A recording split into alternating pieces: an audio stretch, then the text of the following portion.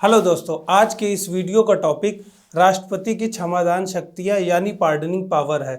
इसमें किसी देश के राष्ट्रपति के पास किसी आरोपी व्यक्ति की सज़ा को पूरी तरह से माफ़ करने, उसे कम करने या उसके नेचर में किसी प्रकार के बदलाव करने की शक्ति होती है।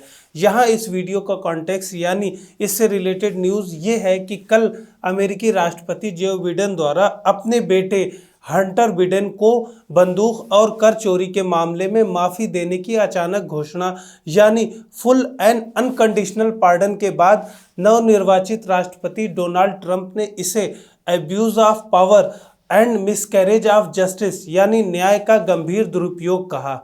इस कार्य ने इन शक्तियों को लेकर बहस को फिर से हवा दे दी है। ऐसे में हमारे लिए ये समझना ज़रूरी हो जाता है कि प्रेसिडेंट की पार्डनिंग पावर यानी क्षमादान शक्तियाँ क्या होती है। इसी संदर्भ में भारत के राष्ट्रपति की क्षमादान शक्ति और अमेरिकी राष्ट्रपति की क्षमादान शक्ति क्या है, दोनों देशों में इसकी प्रक्रिया यानी प्रोसेस क्या है, दोनों देशों के बीच इन शक्तियों को लेकर मुख्य अंतर यानी बेसिक डिफरेंसेस क्या हैं, क्या इससे पहले भी इसका इस्तेमाल किया जा चुका है, इस शक्ति के दुरुपयोग होने की क्या क्या संभावनाएं हैं और साथ ही इन शक्तियों पर भारत और अमेरिका में किस प्रकार कुछ सीमाएं लगाई गई हैं।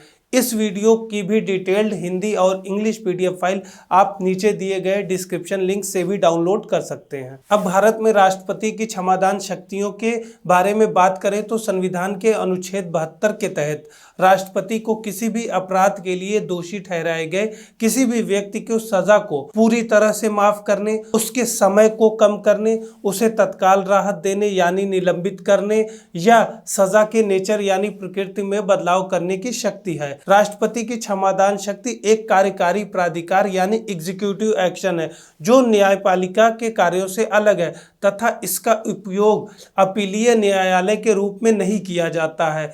इसके मुख्य दो उद्देश्य हैं, जो पहला ये कि संभावित न्यायिक त्रुटियों को सुधारना और दूसरा अत्यधिक कठोर सजा होने के मामले में अपराधी को हल्की राहत प्रदान करना।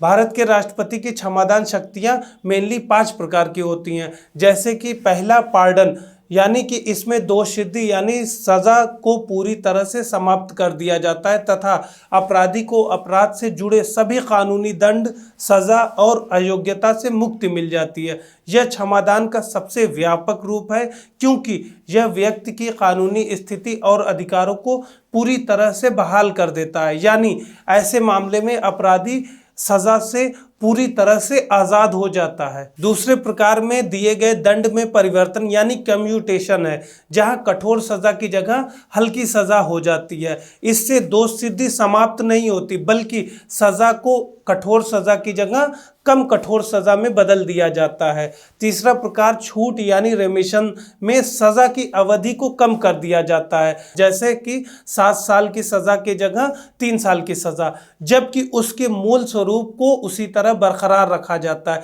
यह सजा को छोटा करता है लेकिन सजा के नेचर में यानी प्रकृति में कोई भी बदलाव नहीं करता, साथ ही अपराधी को दोष मुक्त भी नहीं करता।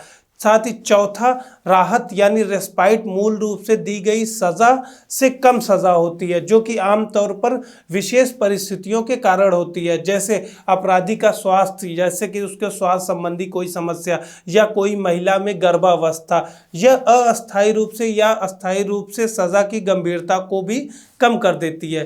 पांचवा और लास्ट प्रकार परिहार यानी रिप्राइव है, जहां एक सजा का अस्थायी निलंबन होता है, जो कि विशेष रूप से मृत्यु दंड, जिससे दोषी को क्षमा या कम करने के लिए मांग करने का समय मिल जाता है। इसे आमतौर पर आगे की अपील या क्षमा शक्ति आवेदनों को सक्षम करने के लिए किया जाता है।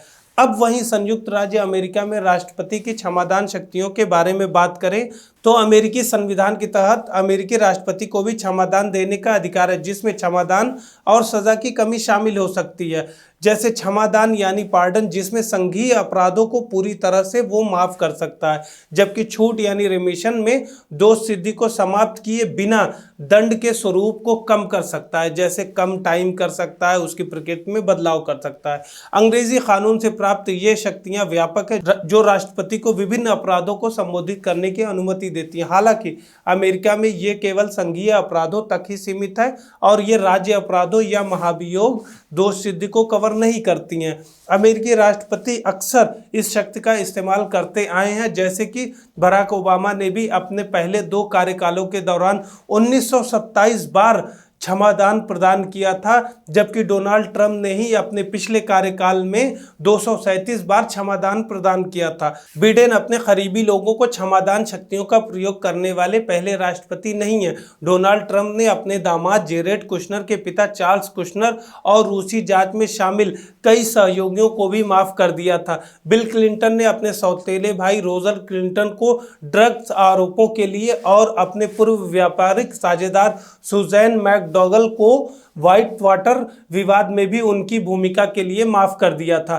अमेरिकी राष्ट्रपति जो बिडेन ने अपने बेटे हंटर बिडेन को बंदूक और कर चोरी के मामले में माफी देने की घोषणा की है। इस कदम ने राष्ट्रपति की क्षमादान शक्तियों की नैतिक सीमाओं और बिडेन के निर्णय के कानून के शासन को बनाए रखने की उनकी प्रतिज्ञा के अनुरूप होने के बारे में भी बहस को एक बार फिर से चर्चा में ला दिए हैं। अब अगर हम भारतीय राष्ट्रपति और अमेरिकी राष्ट्रपति की क्षमादान शक्तियों में मुख्य अंतरों को देखें तो अमेरिकी राष्ट्रपति के पास केवल संघीय अपराधों के लिए बिना किसी अनुमोदन या परामर्श के क्षमा प्रदान करने का एकमात्र अधिकार होता है। ऐतिहासिक रूप से देखा जाए तो इस शक्ति का प्रयोग स्वतंत्र रूप से किया जाता है, जहां तक कि अपने व्यक्तिगत या राजनीतिक कारणों से भी किया गया है। वहीं भारतीय राष्ट्रपति की क्षमादान शक्ति संविधान में उल्लेख किए गए अनुच्छेद 72 के अंतर्गत हैं और निम्नलिखित अपराधों पर लागू होती हैं, जैसे संघीय कानूनों के खिलाफ, सैन्य अदालतों के निर्णय के संबंध में,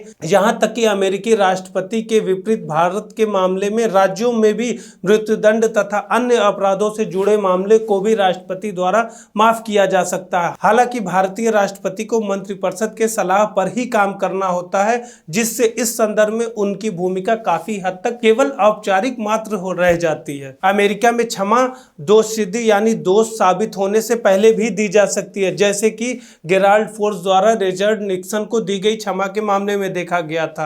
लेकिन भारत में क्षमा दोष सिद्धि से पहले भी दी जा सकती है। हालांकि क्षमा दोष सिद्धि के बाद ही दी जाती है, जो उचित कानूनी प्रक्रियाओं का पालन करते हुए होती है, क्योंकि यहाँ पर ज्यूडिशरी भी इसमें न्यायिक समीक्षा कर सकती है। साथ ही अमेरिकी राष्ट्रपति को निगरानी या अनुमोदन की आवश्यकता नहीं होती है, जिससे एक तरफा निर्णय अमेरिकी राष्ट्रपति द्वारा लिए जा सकते हैं। इसी कारण इस शक्ति का दुरुपयोग के आरोप अक्सर अमेरिकी राष्ट्रपति पर लगे हैं।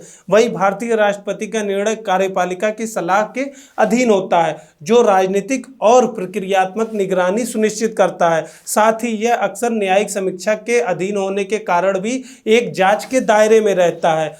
अमेरिकी राष्ट्रपति राज्य और सरकार का प्रमुख होता है, जिसके पास औपचारिक और कार्यकारी शक्तियों का संयोजन होता है, जिसमें क्षमादान की एक तरफा शक्ति भी शामिल होती है। पर भारतीय राष्ट्रपति क्योंकि एक औपचारिक राष्ट्राध्यक्ष होता है, जबकि वास्तविक कार्यकारी शक्तियां प्रधानमंत्री और मंत्रिपरिषद में निहित होती हैं, तो इस तरह भारतीय राष्ट्रपति पर कुछ अतिरिक्त सीमाएं हैं। तो इस तरह हमने इस वीडियो में हालिया घटनाओं की पृष्ठभूमि में अमेरिकी और भारतीय राष्ट्रपति की क्षमादान शक्तियों के बारे में देखा।